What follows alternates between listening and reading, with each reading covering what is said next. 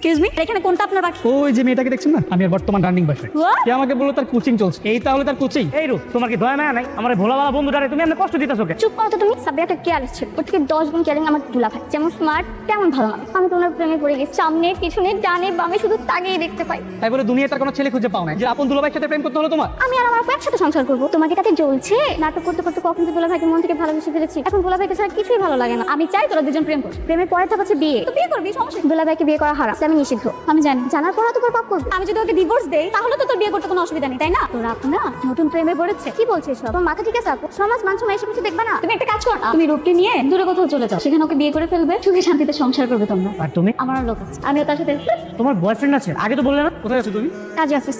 এই তোমার কি মাথা ঠিক আছে? তোমার আমার 9 মাস 9 দিনের রিলেশন, আর তুমি কিনা একটা সুগার আঙ্কেলকে বিয়ে করতে যাচ্ছ কাজী অফিসে? সুগার আঙ্কেল মানে? আপনি আমার গার্লফ্রেন্ডকে ভুলিয়ে পালিয়ে বিয়ে করতে নিয়ে যাচ্ছেন কাজী অফিসে? আমাকে ভুলিয়ে ফেলে নিয়ে যাচ্ছে না, আমি স্ব ইচ্ছায় যাচ্ছি। চলো।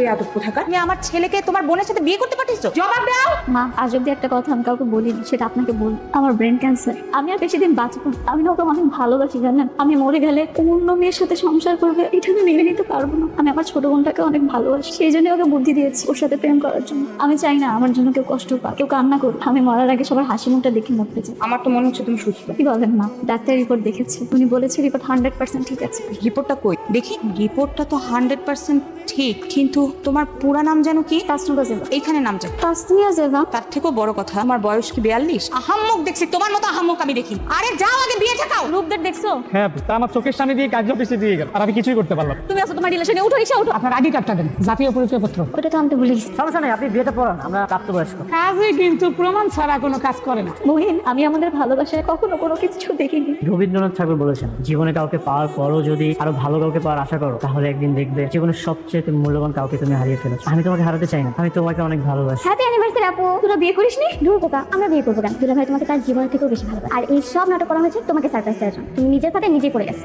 তোমাদের তো সব ঠিকঠাক হয়ে গেল, এখন আমার আর সাবিরের বিয়ে ব্যবস্থা করে দাও প্লিজ। তুমি যে আমার শালীকে বিয়ে করবে, ওকে রাখবে কোথায়? কি খাওয়াবে? আমার এখন স্টাডি শেষ হয়নি, তাই জবটাও নিতে পারছি না, তবে আমি রূপ করে ভালোবাসি।